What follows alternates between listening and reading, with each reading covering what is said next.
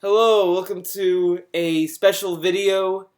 I've not done a video in so long. I was going to do a DSP video, but I decided not to, so instead, we are going to watch a feminist frequency video.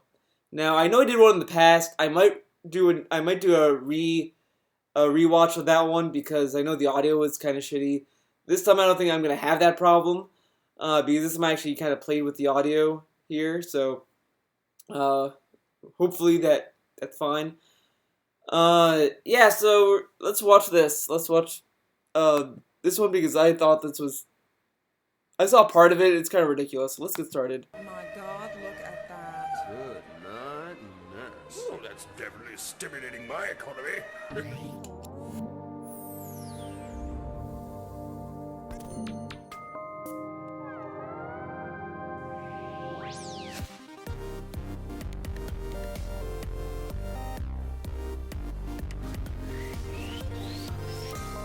By the way, I think it's kind of hypocritical of her to be against this like objectification of women, and then she has a montage of games objectifying women, like kind of out of context. So I just kind of think that's funny. It's like, oh, I'm against objectification, but here, look at this objectification. So that montage kind of is counterproductive to what she's against. In the late 90s, developer Rare wanted to replicate the success of their landmark 1997 shooter GoldenEye, but didn't want to make another James Bond game. Instead, they began work on a science fiction spy thriller called Perfect Dark. For the game's star, they wanted to create a striking new type of special agent who wouldn't just live in James Bond's shadow, so they drew inspiration from figures ranging from Joan of Arc to the X-Files' Dana Scully. Her name was Joanna Dark. A few years earlier, Eidos Interactive's Lara Croft had rapidly become one of the most famous and recognizable game characters of all time, so it was reasonable to think that an action game with a female protagonist could be a smash hit.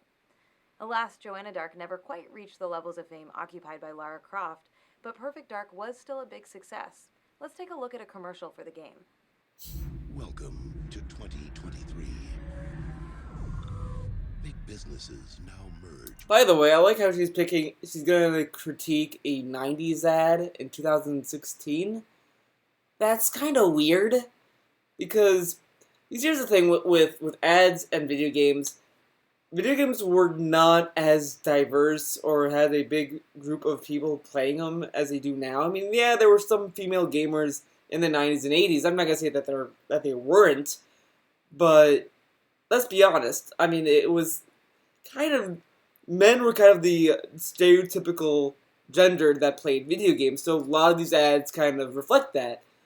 But even in the case, I'm going to tell you right now, this is obviously a goofy commercial. Spoiler alert. With alien nations. An ancient war is being fought under the sea. The president is about to be cloned.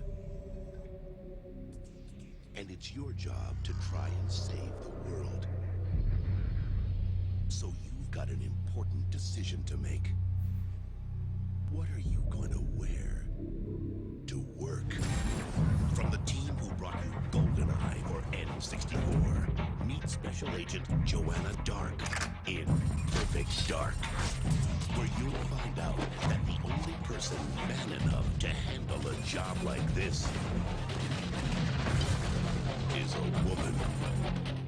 Can you imagine an ad exactly like this, only with Marcus Phoenix or Master Chief? But here's the thing with that commercial.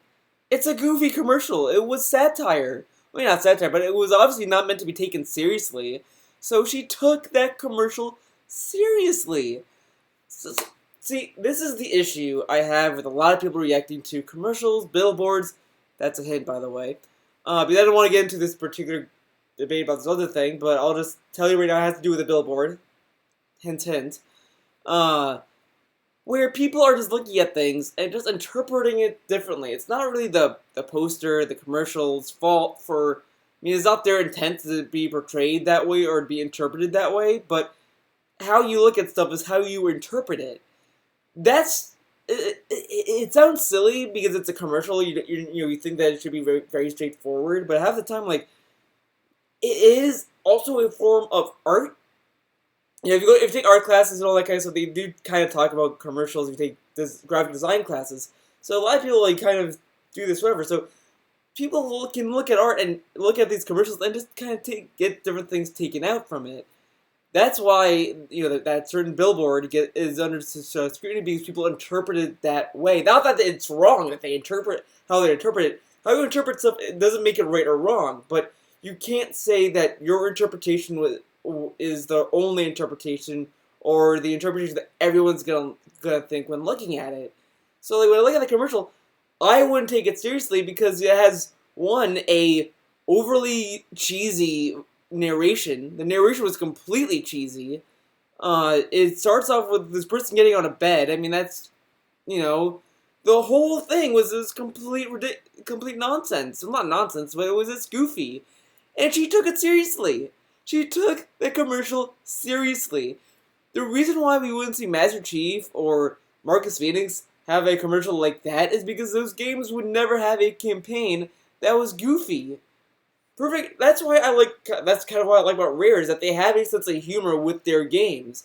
And that commercial kind of reflects their humor. It's not supposed to be taken seriously, and yet we have this person taking it seriously. Getting out of bed naked, taking a sexy slow-motion shower, putting on his sexy underwear, and the narrator saying that he has an important decision to make. See, again, like, she's just making this case because the commercial just happens to focus on a woman and doing that. If it was a male protagonist, they could have done the same ad. They could have done it just for shits and giggles because they want to be fun. Or they would take kind of like maybe the male version of that where they would be getting out of bed, maybe, like topless, and they take a shower, they brush their teeth, they shave, then they go to work. I mean, it's just like you really are. She just took that commercial seriously. What is he gonna wear to work? Welcome to 2016. There's a war out here there. we go. Somewhere. You're not sure where exactly. Anyway, the important thing is you're... What does that do? This is satirizing the commercial, obviously. What was the point of bringing up the location? No one really... whatever. That's just a nitpick. Special Agent Jake Grimshadow. It's your job to save the world. Oh, great. The only question is, what are you going to wear? Wait, what? What? See, that's just such great animation for starters. Like when the guy was shaving, no hair was left, or there was no animation of hair falling. It was just kind of, it looks like he was just kind of moving his shaver up and down, like away from his face, like he's afraid to shave. And then just the drawing of the guy. I mean, like, did they get, like, the animator's son to come in and draw or something? I mean, they couldn't get someone to, I don't know, that has more talent. So, good job. That's the little art critique session right now. A commercial like that would never happen, nor should it. But Joanna is treated differently. I have a feeling. I have a hunch. I think I remember seeing an ad that was actually like that. I don't remember what game, but I might have been kind of fluffing around with my mind. So maybe I'm not exactly right, but whatever. Let's continue to see what this person has to say. Than her male counterparts. Even though Perfect Dark is a first-person shooter, and as a result, you rarely see her in the game itself, by focusing on her getting dressed, this ad encouraged players to think of Joanna's appeal as being rooted in her sexual desirability. Because it's sexual that she puts on clothes? See, okay, well, by the way, before I get any further, I did watch her other videos. I watched, obviously I watched the Bud covering, which I thought was hilarious. See, honestly, after I watched the Bud covering, I was like, how can anyone take this person seriously? Like, to me, I don't really think Anita is necessarily a con artist, because I do honestly believe that she had good intentions with this video series. I really do think that, before she made this video series, she had this great idea set in mind. I was like, I'm going to go through these tropes that, women in video games, and you know what, that could have worked. That could have worked. But I think the issue I have is that the topics that she's covering is kind of ridiculous. Like, honestly, she talked about butts in one of her videos. Butts. That to me is just like, I can't take you seriously if you like. And the male gaze is kind of like the follow up to that, and it's like these videos I can't take seriously. Like this whole thing. First off, the thing says lingerie is not armor, and the first 3 minutes she hasn't even talked about lingerie. She brings about it because we saw a commercial of her putting on underwear, and then now she's saying like, oh, she's getting dressed, and that's sexual, and now you're thinking of her getting dressed when you're playing the game. Come on, some people who bought Perfect Dark probably didn't see the commercial. I mean, there might have been a good amount of people. Sorry, my ear's itching.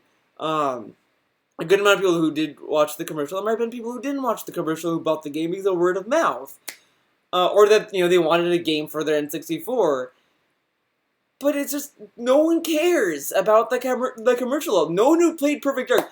Every single person I talked to who played Perfect Dark on the N64. No one talked about the commercial. I was like, oh, yo, man, the commercial, she was so sexy, so I had to get it. And then when I'm playing the game, it's like, yo, man, I was the girl who got dressed, man. No one fucking said that. So this whole connection she's making is so ridiculous. It only makes sense if you watch the commercial and then play the game immediately after thinking about it and making this video. Oh, look, see, there you go. That's her. Because that's the thing with her videos. She doesn't do enough research, and she's not a gamer. Like, she tries to promote herself as a gamer. That's what she kind of tried to tool her channel to, because she tries to have game reviews. But you're not, because if you are a gamer, you know these commercials barely sway people.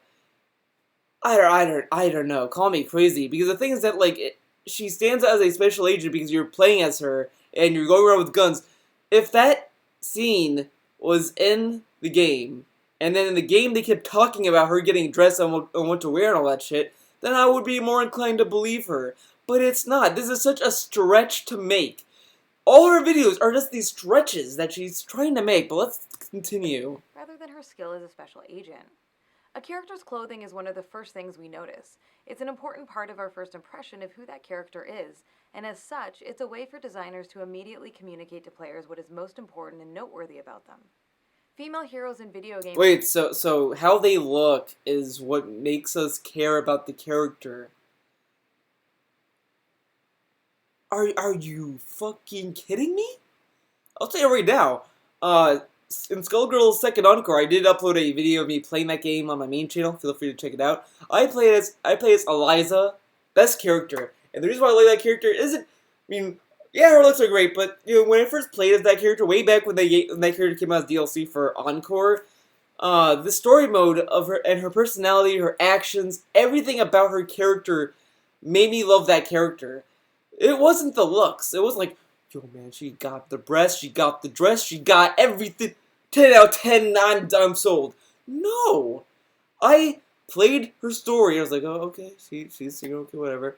And then, you start seeing her do crazy shit in the game, and it's like, oh, best character, great. Come on, you're telling me that people care about how they dress? I mean, yeah, part of it is aesthetically pleasing to care about their design. Designs do matter. But that's like, everything kind of goes, it's one motion thing. You might not like the clothing, but you might like the character. You might like the character, you might not hate the clothing. You might like the clothing, you might not like the character. Whatever. That's how it is. I mean, I like Tracer as, like she has a great design. I just don't like her voice. Does that mean I don't like the character or that I'm attracted to her clothing or something? I don't know. Fuck it, let's continue. Might be special agents or soldiers or treasure hunters by trade. They often find themselves in dangerous, physically demanding situations, fighting off bad guys and saving the world. They are typically performing activities that call for practical or protective clothing. But when we look at the types of outfits that female characters are made to wear, we can see that they're both sexualized and completely absurd. Yeah, so if you tell me that Snake in Metal Gear Solid 3 and 5 and Peace Walker, that he could, be shirtless and take on tanks and take on a gigantic walking battle tank, yeah, that doesn't happen, okay? Only women deal with that, not men. Snake shirtless? No, see, that's an option.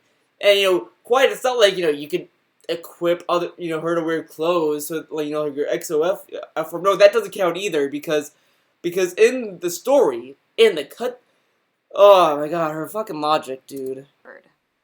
Ivy from the Soul Oh, Calibur Ivy. is a Hello, bold Ivy. warrior who finds herself in battles where sharp, deadly weapons are being used, and protective armor would be a must.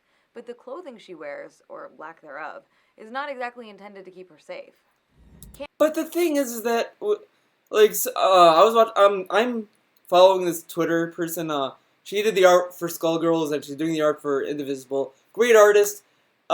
She actually tweeted about this video, saying, like, how, and she brings up good points. She says that, you know, there's something inherently wrong with this kind of logic, because to just assume that, oh, no women would want to wear, dress like this, is kind of flawed logic, because you don't know these characters personally. I mean, yeah, Ivy's outfit might not be ideal for battle damage and, you know, all that, but she might have just chosen to wear that outfit just because she might want to tease her opponent as if, like, oh yeah, see, I could take you on and not wear nothing at all. You know, it could be like that kind of attitude that these characters have. It could have like confidence from them. It could do anything. It's just, yeah, you know, the argument of the ratio would be better. I think if she just talked about the ratio of, like, of that would be a little bit more, it would have been a better argument than just this broad general argument that she's making that is this kind of flimsy at best. Because if you talked about, like, yeah, there's not a lot of female characters that are designed like that they're dressed to fight, then that would be a better argument, because then you're already acknowledging that, yeah, there might be characters that might willingly dress like that, but, you know, we need more characters that don't. It's always better to go by the ratio argument or by the variety argument, because that's at least acknowledging that, you know, there might be reasons for these designs. But she's going for these most general, broad arguments, and this is kind of why I don't think she's exactly a con artist, but she's just not putting enough research in these videos, because she's not building an argument that I can actually buy or believe, because these arguments are flimsy, and they're general, and they're broad. It looks like that she did these videos the day before, and that she didn't do any research into them. The fact that I'm doing this live right now, I mean, like, I stopped recording at this point, so, you know, it's like, from here on, I don't know what else she talked about, and I'm already poking holes in her argument. Like, that's not really a sound argument if I'm already poking holes and I didn't have time to watch the entire video. But whatever, let's continue. Cammy from the Street Fighter series is a British Special Forces operative whose thong leotard does a better job of calling attention to her butt than of offering any kind of protection.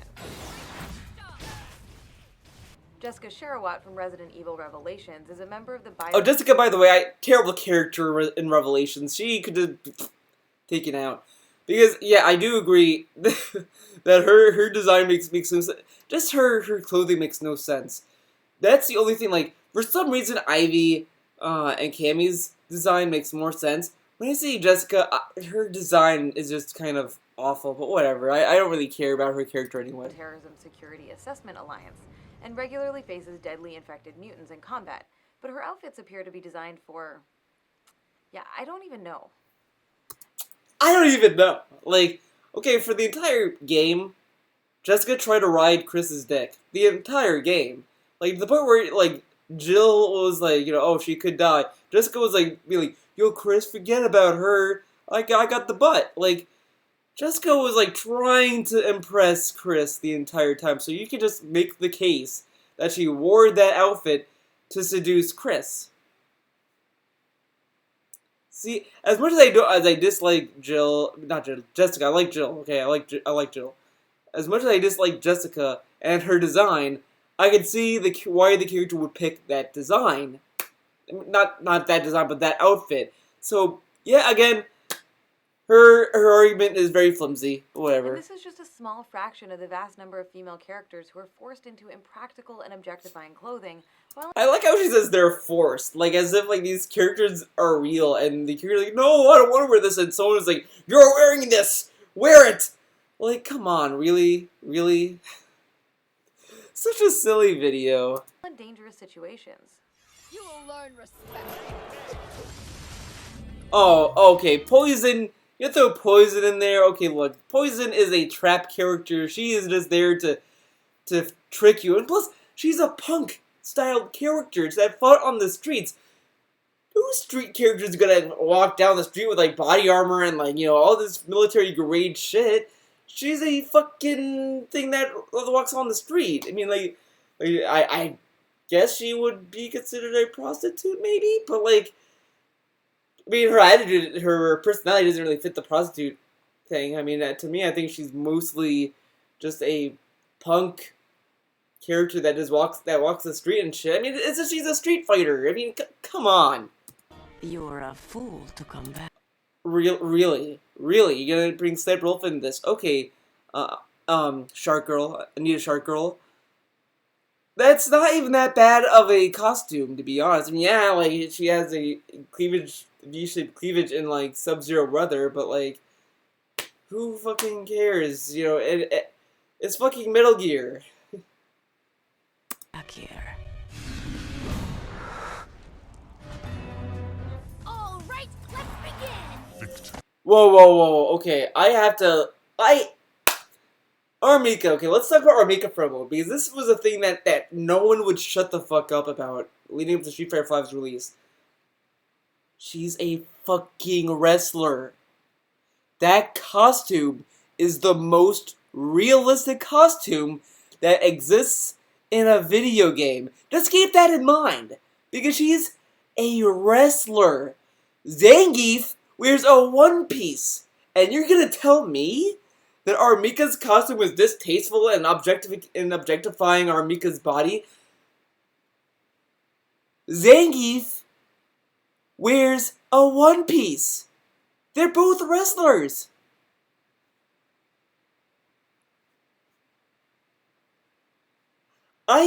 If you thought that Armika's costume was objectifying and sexist and all that kind of shit, you're a fucking idiot. I'm sorry if that offends you, but you are, because I don't watch wrestling, but I can tell you for sure that Armika's costume is probably the most authentic thing to a wrestler that I can imagine, because I've seen, like, cartoons that satirize wrestling. The fact that Zangief is a wrestler and he wears a one-piece, all that stuff is fine, and it works, so that's why I didn't find an issue with Armika, and that's why I think it's fucking retarded to suddenly have an issue with Armika's clothing. She's a wrestler! A wrestler! She's not a special forces type character, she's a fucking wrestler, she fights! In a ring! Oh, god damn! And instead of donning a breastplate, you dash into battle shirt open, navel and whatnot exposed. Because clothing can shape our Hey, and yeah, that drunken old man agrees with you. first impressions of a character and has a tremendous influence on our sense of who they are every time they're on screen. Sexualized outfits can contribute to what's called the hyper-sexualization of female characters. The clothing is the hypersexualization? The clothing?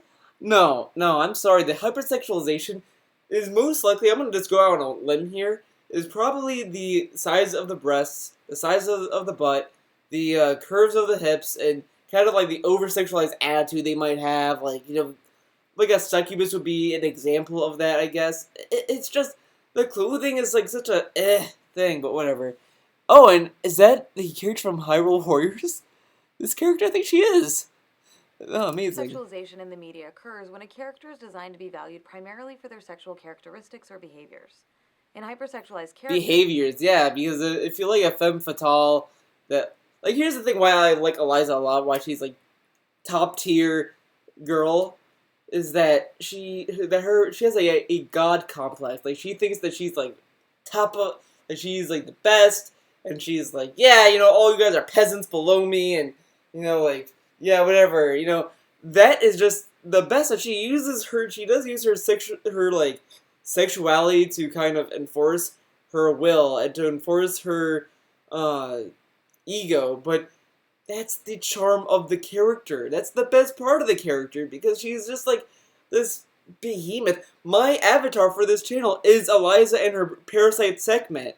Both characters are kind of like, Sekhmet has a sexualized personality, but Sekhmet isn't a sexualized, hyper-sexualized character.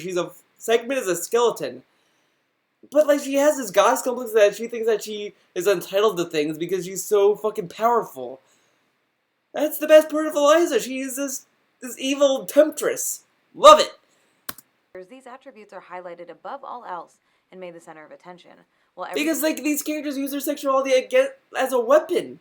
They're not using their sexuality as a crutch. It's like, the whole point is to lure people in and be like, oh yeah, look how sexy I am. Then they're like, oh man, I'm sexy. Then, bam, they go for the kill. So there you go. Everything else about the character is made secondary. Talk about Bayonetta. Okay, best time to pause, by the way. But Bayonetta is a over-the-top character. She's not meant to be taken seriously, and she's just a great character. She's like Eliza tier level. Games and other media often work to frame this sexualization as a positive thing for women. They blur the distinction between female sexualization and female power, and as a result, sexualized female characters are sometimes... Oh, so she's saying that people saying that they're using sexuality as like a weapon and all that is a crutch, and it's just a excuse to allow them to be sexual, because no woman would ever do that in reality. No. None. No woman at all in the history of humanity would ever decide to use their looks to get what they want. No. No woman. None. None. So, if you tell me that a man got lured into this woman, and then she divorced him and took all his money, no way did she use her looks and her personality to lure him to get in that situation and to divorce him and take all that money. And by the way, yeah, it happens the other way around as well, so I'm not going to be one-sided with that, but I'm just using it as an example because she's talking about women here. Yeah, no woman would ever do that. No.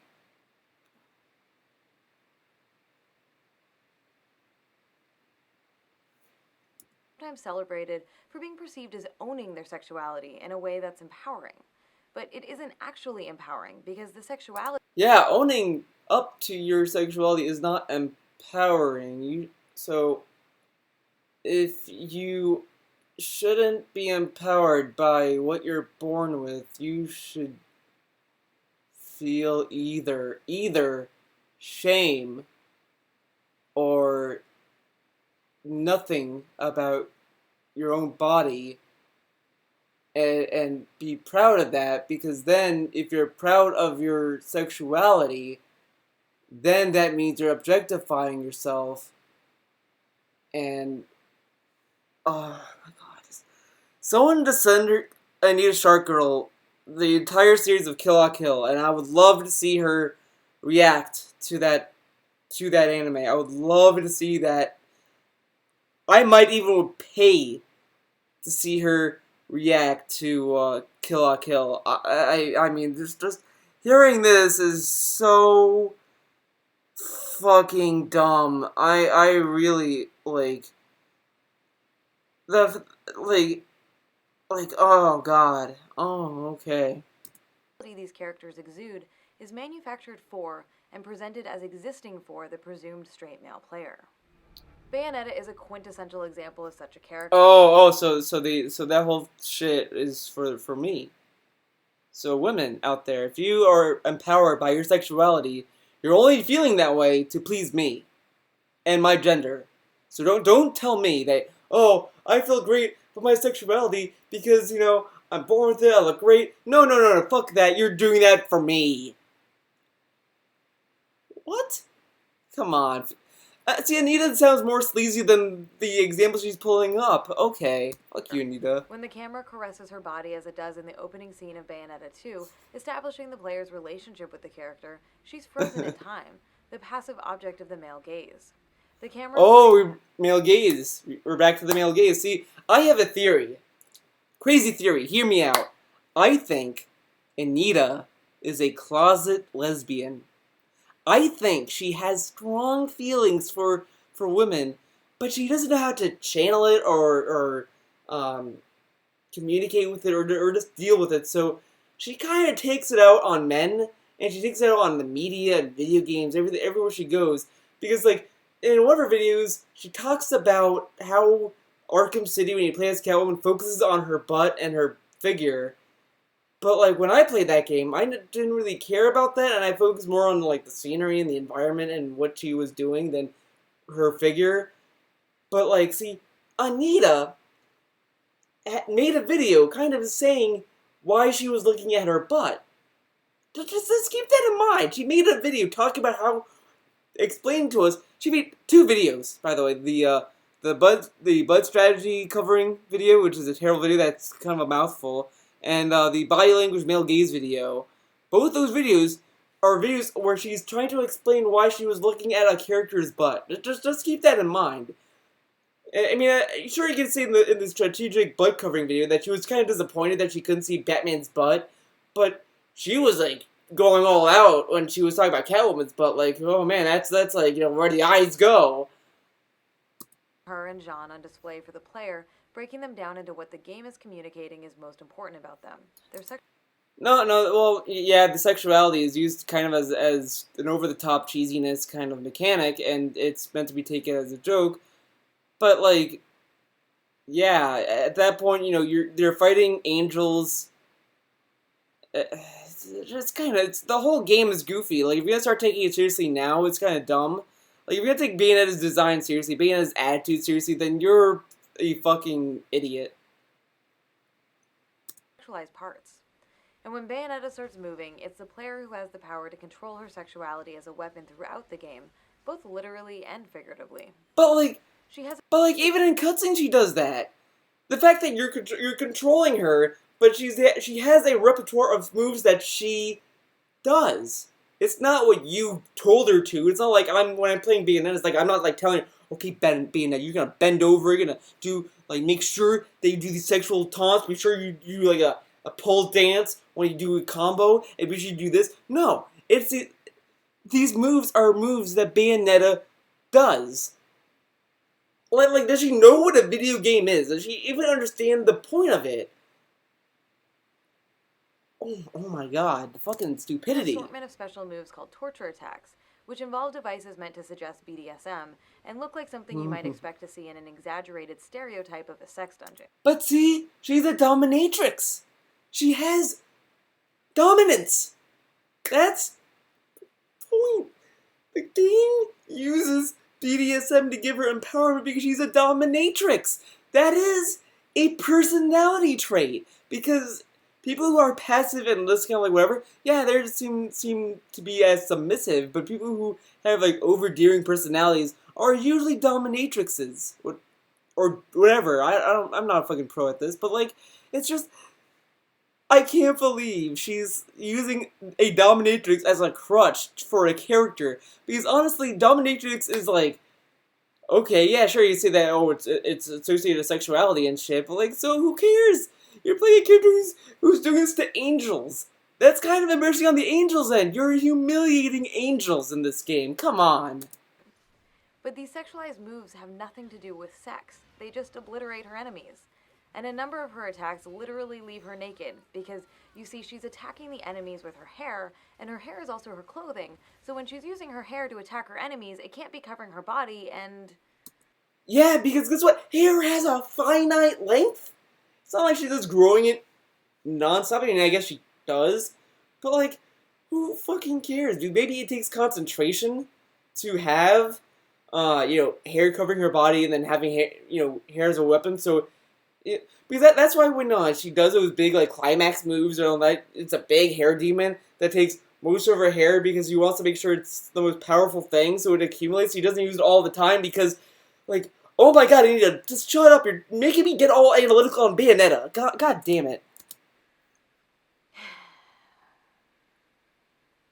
In these ways, the game deliberately links Bayonetta. See, she can't even give an answer, and I gave the answer for her. Jesus, god damn. Sexuality to power, selling a version of sexual objectification that we're all supposed to feel good about and find empowering. Every aspect of Bayonetta's existence, from the way she's like, she feels awkward talking about the female body because she's a closet lesbian, because she just knows that these urges are wrong, because she knows that she likes men, but maybe she doesn't like men, but she really likes women, but she doesn't want to admit it, so she's saying that that, you know, when she sees a woman like Bayonetta, she gets very uncomfortable about it, and she's like, no, no, no, no, no, this is the game telling me that I must be attracted to her because she's sexual. It got to be. Camera is magnetically drawn to her sexualized body parts to the pole dance reward for completing the game is expertly designed to be sexually affirming and satisfying for a presumed straight male audience. If it's Yeah, definitely. Only for straight men. Only straight men. I have a friend that is gay, and he likes Bayonetta, but I guess he's lying then. I guess him liking Bayonetta is a lie. I guess I should confront him about it and say, hey, man, I know you're gay, and you're telling me you like Bayonetta. I don't buy it, because Bayonetta's for me, straight men, okay? What are you doing here? Come on, Anita, you're making me, like, fucking hate you even more than I want to. Come on, give me a break, Anita. See, it's really her stances that I don't like. Not that she took money. I don't care about that. It's just her fucking points make no sense. No sense. The only thing I do agree with is that I don't see where the money went. That's the only thing I will agree with. I don't see where the money went. Frequently repeating the fact that the player is presumed to be a straight male, that's because it's vital to remember. This presumption influences... By the way, Anita is a woman. She's wearing lipstick and earrings. Not women identifiers. No. By the way. ...and shapes so many creative decisions that are made in the development of many games. Let's see. Target market mostly male, 18 to 24 years old. Interests. Oh God! Why? Weaponry, pain, humiliation. Oh, why put this in your video? Hey, maybe this will do the trick. Of course, characters like Bayonetta are a fictional fantasy, but in reality, we exist in a culture where women are often valued primarily for their sexual desirability to men. So while characters like... What? I kind of don't know what she said there. So, like, she's saying that I'm only into women because of their sexual bodies? Like, that's kind of shitty of you, Anita. I'm not that fucking shallow. God damn it. These are incredibly powerful in the physical sense, able to slay entire armies and bring down gods. There's nothing empowering about the fact that they are sexually objectified. It's empowering because she is embarrassing these gods that are, like, holy and pure and all this stuff, and she's killing them with sexual positions by forcing them to be in a submissive position, and she's in a dominant position because these gods, these angels in Bayonetta think that they're better than her because they think that they're all powerful and all that, and she's destroying them in humiliatingly sexual ways, which is kind of on par with the humor that Bayonetta is known for, so... Okay, Anita. In fact, this connection between objectification and empowerment is extremely damaging. It's harmful to women because rather than asserting that women have intrinsic value as people, it communicates that the kind of power available to women comes from men... Yeah, Bayonetta, like, you know, doing, like, you know, trying to save the world, saving her best friend from, like, losing her soul in Bayonetta 2. Those aren't traits that should be rewarded or that I thought was, like, cool of Bayonetta. No. It was because she has boobs and a butt. Yes, Anita. All men are shallow. We all like boobs and butts, and personality is just a dream for us. Finding them desirable. And is damaging to men because it suggests that women who are liberated and empowered are also women whose sexuality is always available to men. Yes, because there's no way that they're two different things. Like, they can't be liberated and, like, you know, empowered with their sexuality and all that, but if they are going to be like that, they must be easy to get with, obviously, right? Because all women are prostitutes, all women are meat bags for my cum, right? That's yeah, it's not like they could feel empowered with their sexuality and not be easy, right? Those two things cannot be separate. They have to be together. They can't be one or the other. They have to be a one package deal, right?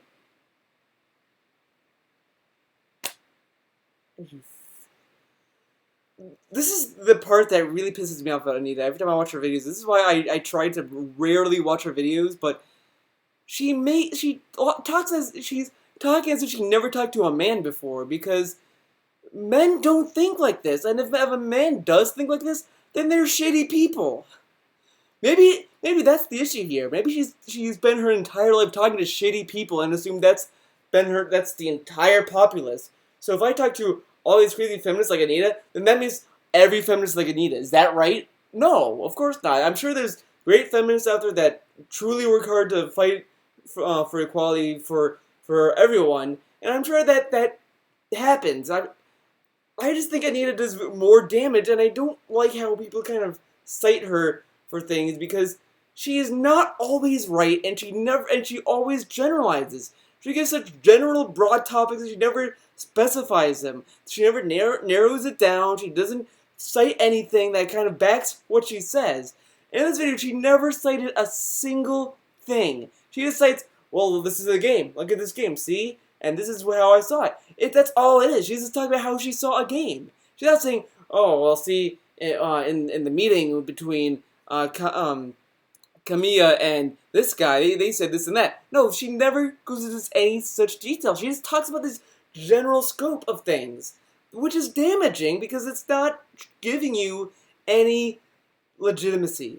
When you are giving these kind of facts and you're trying to make this kind of video series, you have to do research. You have to prove that you're not the only one who thinks this. And when you prove that, you have to make sure that the source you're getting it from is reputable and it makes sense. You can't just pick biased opinions to back it up. Like, I can easily find biased opinions that disprove her that might not be even right. I could have found that stuff easily, but it's just, I'm going off of, like, just what she's saying with the fact that she's saying that that games are telling us that if a girl is liberated and empowered with her sexuality, that she must be easy and she's easy to have sex with. That's no way what men think, or at least reasonable men that have a brain, because everyone knows that if you're gonna have sex, you need to know the person first. Like, come on, like, did she just sleep through sex ed? Did she sleep through college? I don't know. I don't fucking know. Just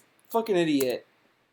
When we conflate the sexualization of women with power for women, we internalize this harmful myth and begin to think sexualization is the only way to achieve gender equality.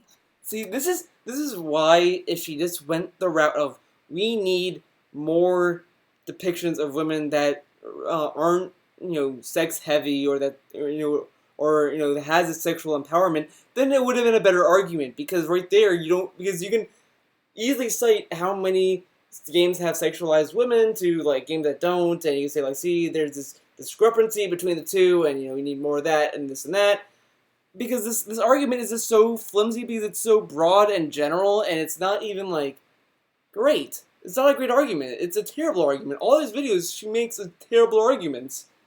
But the truth is that sexualization doesn't actually bring us any closer to equality. In her book Enlightened Sexism, Susan... Yeah, when you see Batman and Superman with like roided out chest and all that, women are not appealed to that at all. But fuck it. Douglas sums up the issue. Under the guise of escapism and pleasure, we're getting images of imagined power that mask and even erase how much still remains to be done for girls and women. Images that make sexism seem fine, even fun, and insist that feminism is now utterly pointless, even bad for you.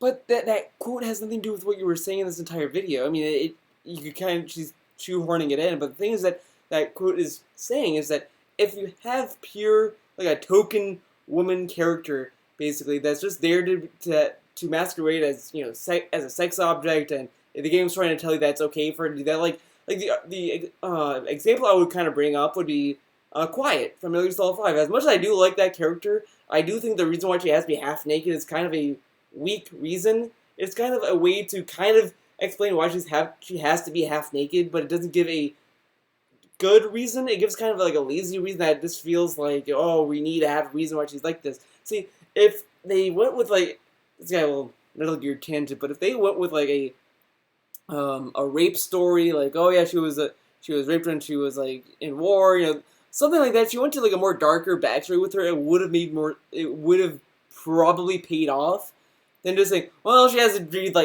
like this, okay? She has to, or she's gonna suffocate. It's just kind of that's kind of the sexism that this book is talking about. But it's still like, whatever. True power here has nothing to do with economic independence or professional achievement. It has to do with getting men to lust after you and other women to envy you. But see, it depends on the presentation, on the context that you're applying that quote to. Like, if you apply that quote to Eliza from Skullgirls, I'm gonna tell you you're a fucking retard because she's a great character. I mean, sure, it'd be a biased opinion, but like, she doesn't cause other women to envy her. She has this power that she can like kind of use her blood to be a weapon. She can kind of do all this kind of stuff with it. She, truly believes that she is basically a goddess. I mean, I don't... Gaming fans have come up with all sorts of ridiculous defenses for the sexualized costumes female She's gonna talk about Quiet. Mark my words. I talked about it, so I don't talk about it again. I might talk about it again, though. characters are often made to wear. Like the idea that they dress in these outfits as a tactic to help them distract their male opponents. Oh. It's not unheard of for developers to sometimes rely on this harmful logic too. The super intelligent AI companion Cortana from the Halo franchise has always been depicted as naked, and when asked about why this is, franchise director Frank O'Connor said, "One of the reasons she does it is to attract and demand attention, and she does it to put people off so they are on their guard when they're talking to her, and that she has the upper hand in those conversations." It's kind of a weird defense, but I don't really fucking care because Cortana's a fucking hologram. Who else but Master Chief wants a hologram? I don't know. I don't know. Anita, are you... See, I think she's a lesbian. It's kind of almost like the opposite of that nightmare you have where you go to school in the nude and you're terrified and embarrassed. She's kind of projecting that back out to her audience and winning intellectual points as a result. Meanwhile, male AIs in the Halo universe do wear clothing.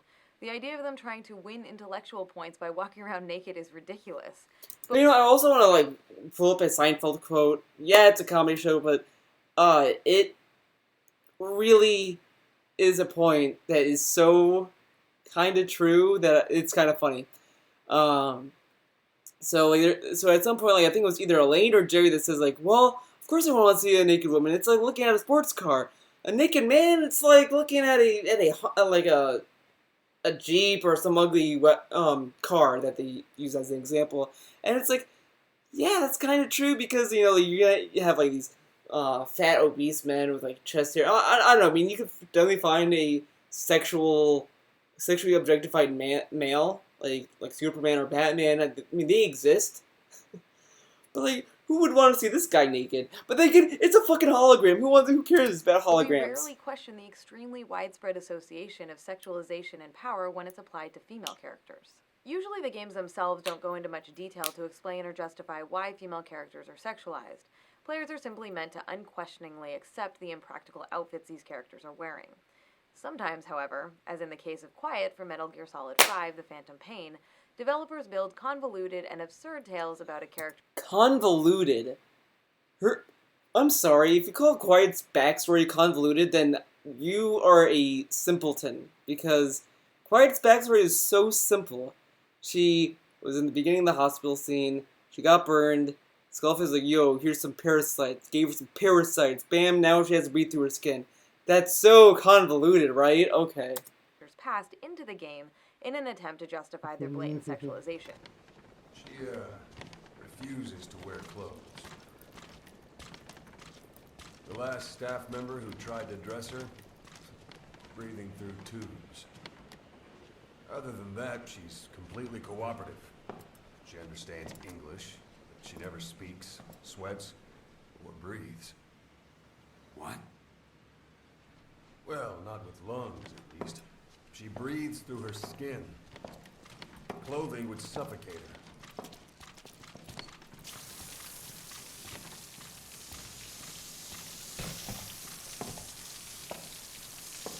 Come on, are we gonna watch this entire thing? Showers are okay, but she can't be submerged.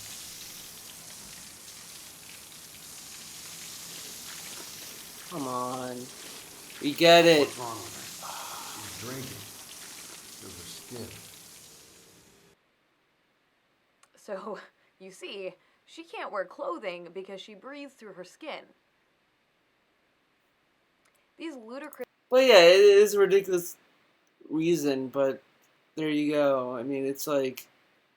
Yeah, I talked about it. narrative justifications don't make it okay, regardless of whatever absurd explanation... Yeah, I mean, again, like, if you look at maybe a little bit more than half of the people that played Metal Gear Solid 5, they all said the same thing. They don't like Quiet's character because they don't like her design, because they don't like the justification the game gives, because it is a lazy thing. She's making it sound as if every person that played Metal Gear Solid 5 that's a male is okay with it. I'm a male and I'm not okay with it because it's a lazy reason. See, unlike Anita, I actually give a shit about the games I play and I kind of, pay attention and I don't, yeah. Game might provide, it should go without saying that the only real functionality of outfits like this is to titillate the presumed young straight male player base. Out of all the arguments that are tossed out to defend the impractical and objectifying clothing that women are made to wear in games, there's one in particular that I hear the most often, and that's perhaps the most pernicious. That argument is, maybe that's what she wants to wear. Which is ridiculous. These women... Yeah, it's ridiculous. Why would women ever want to wear clothes that they want to wear? Why would they want to wear clothes that would, show off certain features of their body? I mean, it's not like they ever do that. I mean, when you go to a bar and you see women there and, they might have crazy cleavage or, they wear something that attracts your eye. No, they don't wear that because they want to. No, their dad went into their room and said, Jenny, you're gonna wear this outfit because that's what I want you to wear, and you're gonna love it. Okay, Dad. No, yeah, see, it's dumb. It's dumb. Why would women never want to wear clothes that would titillate anyone? Why? Why would they ever do that?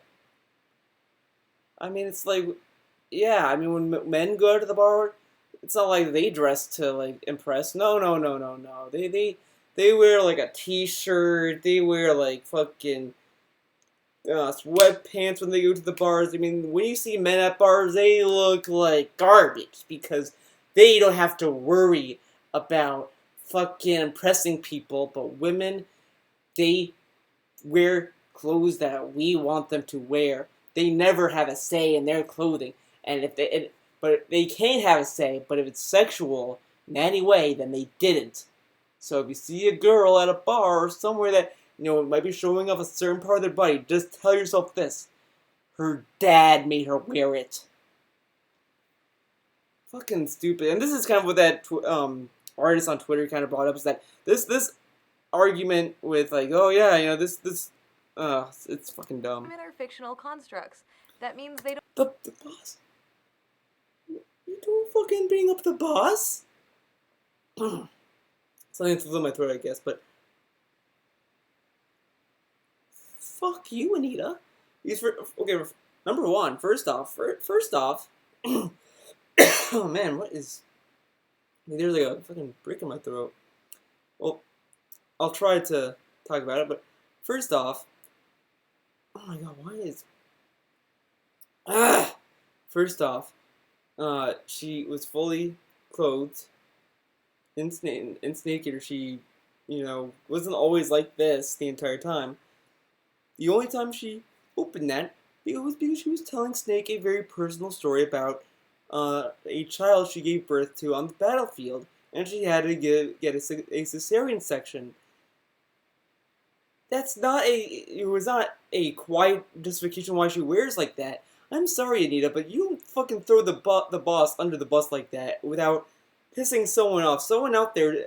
See, if this fucking idiot did not...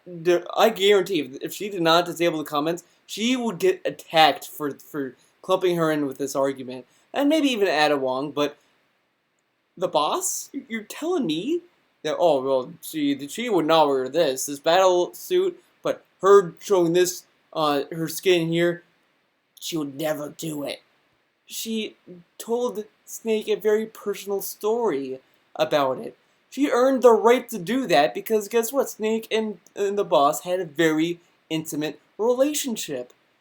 Are you fucking retarded? Okay, let's continue. Don't dress themselves or pick out their own clothing. And I can't believe I have to say this. All these visual designs are deliberate. Yeah, she didn't pick that clothes. Oh my god, that is stupid. That argument, well, women would never wear this. First off, that clothing on that chick, next on the right of the boss, this one, I mean, the jeans are kind of questionable because, they show a little bit too much skin, but I could see a woman or a girl ever wear this, basically, if they, aren't that kind of shit.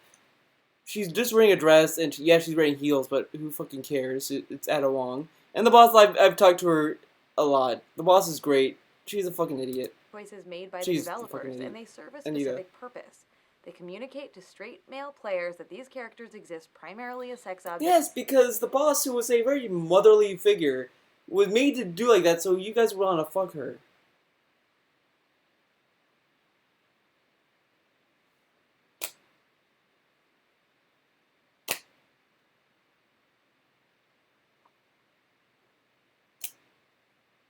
I'm like astounded right now that she just said that she's using the boss right there. So like that's why I'm like drawn to attacking her for saying this shit, because the boss was a motherly figure to Snake, to the player. Why would you want to fuck your mom?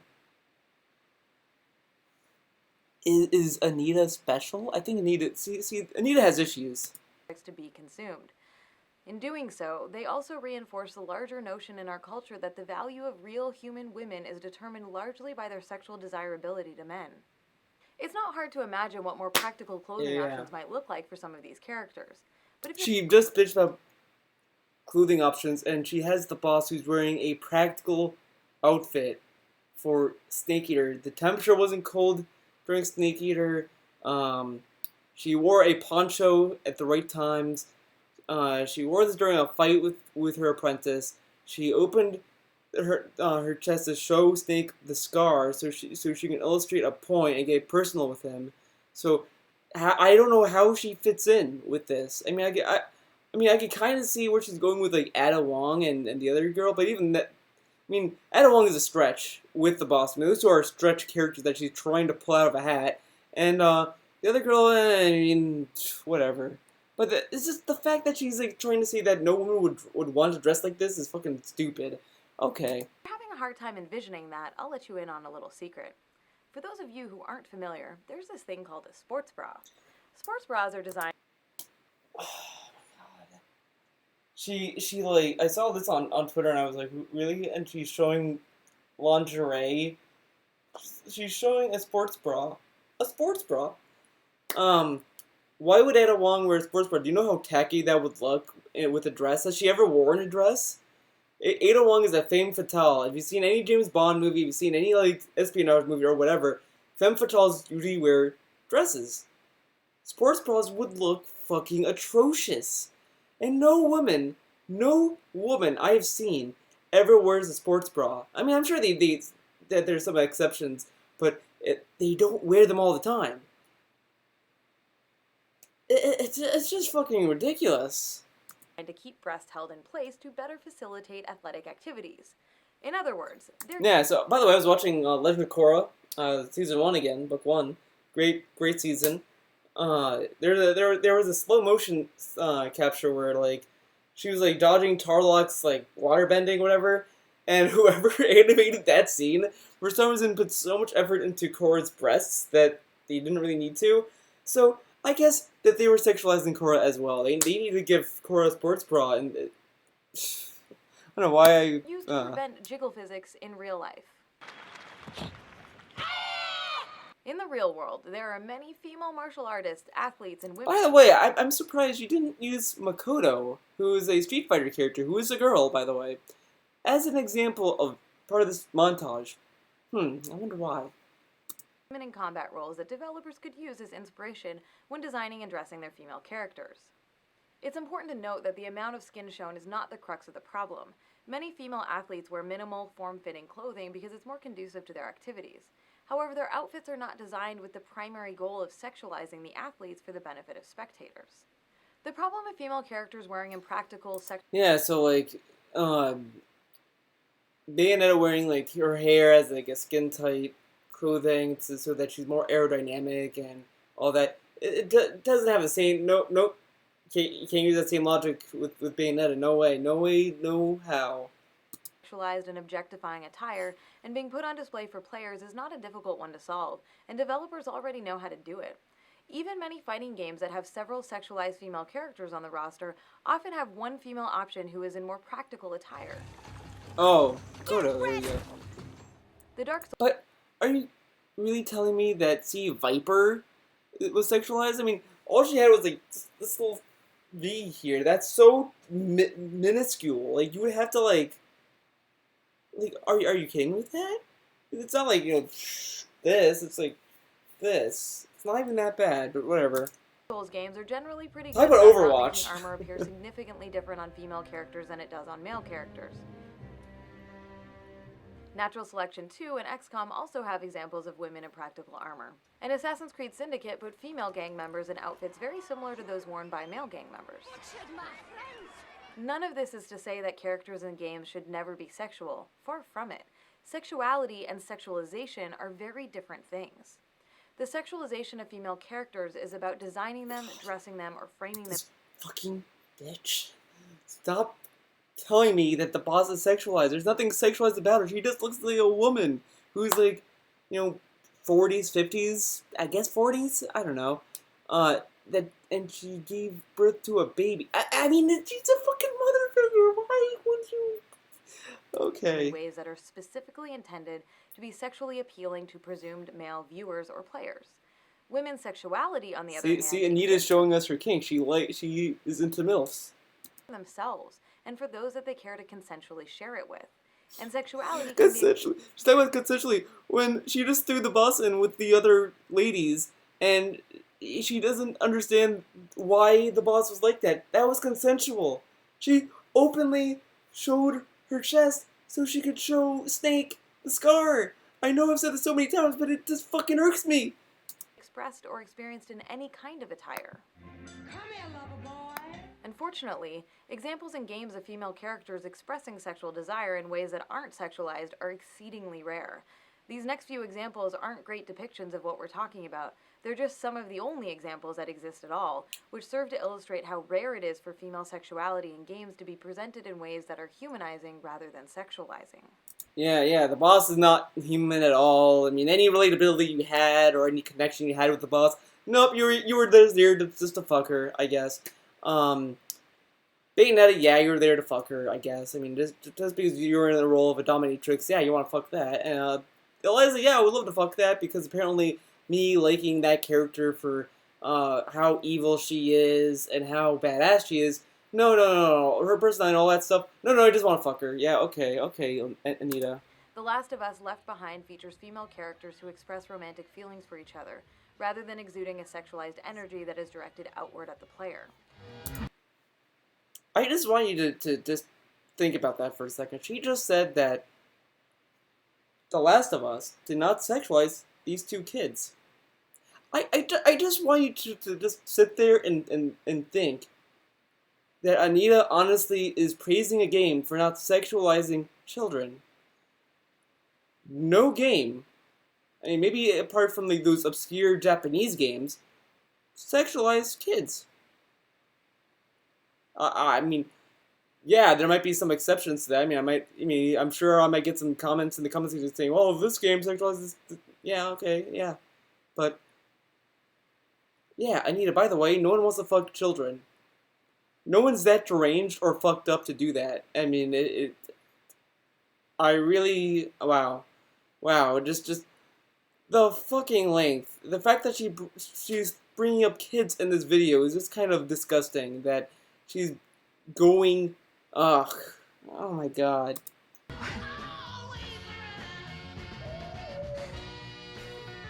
What do we do now? We'll figure it out. And in Firewatch, though it's only heard and not seen, Delilah expresses sexual desire for the player character Henry. I wish I was over there. I wish you were too. Oh, this shitty game? Okay. We could sit outside. We could talk without these radios. We could, These moments aren't presented as titillating morsels of sexuality for players. Titillating? Did you hear her voice? She like sounded like she fucking wet herself. She was like, oh. Like, come on. I'm sorry, but like voice and tone also contribute to this. But whatever. Rather, they function as expressions of the character's sexuality that deepen our investment in the characters and their relationships. Yes, because obviously you would not want to be invested in a character like Bayonetta or Eliza or the boss because of their personality and character. No, no, no, you're just in it to fuck them.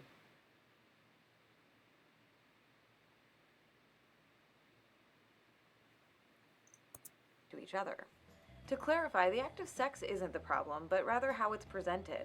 I'd love to see great representation Right to of healthy hell. consensual sex in games, but sadly, when consensual sex does occur, it's often presented either as a transaction or as a reward for player accomplishment, whether that accomplishment is completing quests.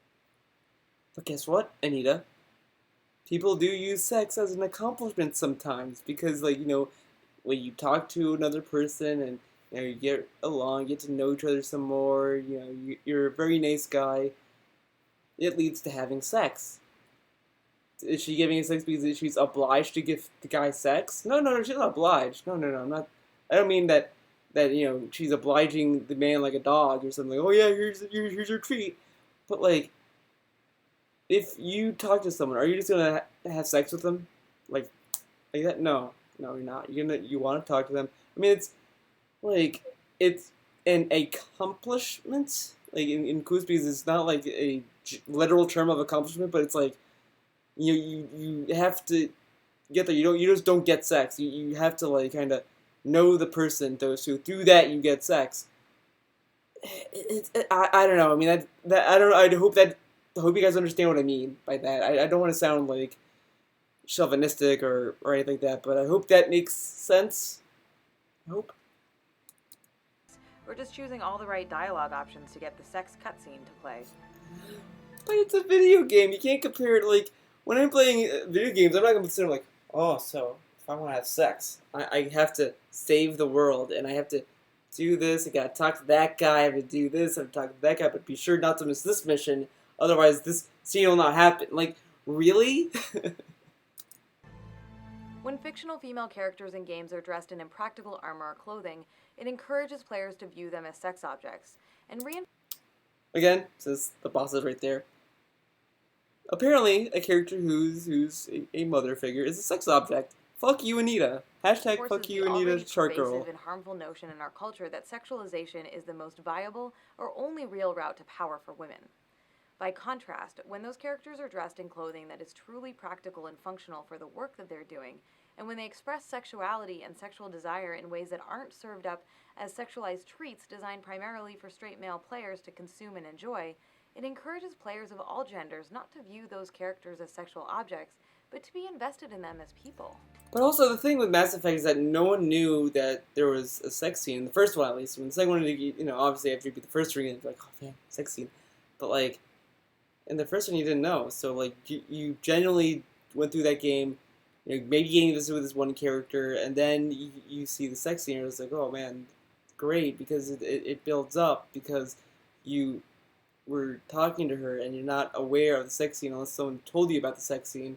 But like, also, it's fucking video games. Who really gives a shit about sex scenes in video games anyway? I mean, it's like, the only reason why it made a hubbub a lot in the media is because around that time, like, sex in video games were kind of like rare. Like, I mean, God of War kind of started it, but it's still like kind of like was a rare thing to have. But whatever. Fuck this video. This video is garbage. I really can't believe people like actually look up to her. And she had two people writing it. Really, Anita Sharkgirl and Caroline Petite. They wrote this whole thing, and man, they're so dumb. They're so dumb. Oh man, it's 4:25. I didn't think it would be this long. Thanks for watching this video and enduring this stupidity, the pinnacle of stupidity with me. It's 4:25 a.m. my time, so I'm gonna wrap this up. Thanks for watching this video. As I said before, I'll post a link to my Eliza Skullgirl story campaign video I did on my main channel in the description below if you want to check that out, because that I do kind of explain why Eliza is just the best character in Skullgirls, because she's the best. And I'm not saying that because she's a sex object. No, her combos are the best. Her personality is the best. Her attitude, everything about her, great. 10 out of 10. But yeah, that's it for this video. I actually feel like I want to do the male gaze video because that one is also pretty interesting. But yeah, that's what I think about this video. And Anita Sharkgirl. By the way, I will always call her Anita Sharkgirl. I will not dignify her by calling her her actual name because she did not respect the boss. And I take that to heart because the boss is basically a mother figure. So, enough of that. Thanks for watching.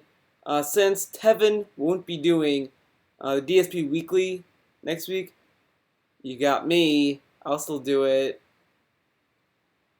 See you next time, guys.